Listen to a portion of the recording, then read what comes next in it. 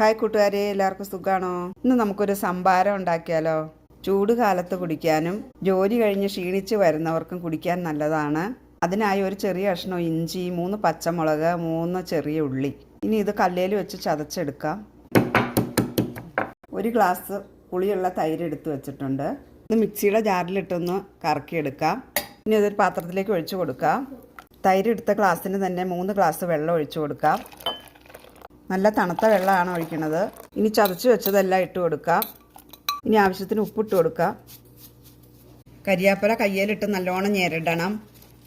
എന്നിട്ട് ഇതുപോലെ ഒന്ന് കീറി ഇട്ട് കൊടുക്കണം. ഇനി ഉപ്പ് നോക്കിയിട്ട് ഉപ്പ് കുറവാണെങ്കിൽ ഉപ്പ് ചേർത്ത് കൊടുക്കണം.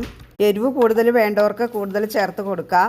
ഇനി ഒരു 5-10 മിനിറ്റ് അത് റെസ്റ്റ് ചെയ്യാൻ വെക്കാം. ഇടിച്ചിട്ടതിൻ്റെ എല്ലാം ടേസ്റ്റ് ഇറങ്ങാൻ വേണ്ടിയിട്ടാണ് 10 മിനിറ്റ് നേരം നമ്മൾ റെസ്റ്റ് ചെയ്യാൻ വെക്കുന്നത്. 10 മിനിറ്റ് കഴിഞ്ഞ് ഇനി നമുക്കിതൊന്ന് അരിച്ചെടുക്കാം. ഇനി ഗ്ലാസ്സിലേക്ക് ഒഴിച്ചു കൊടുക്കാം.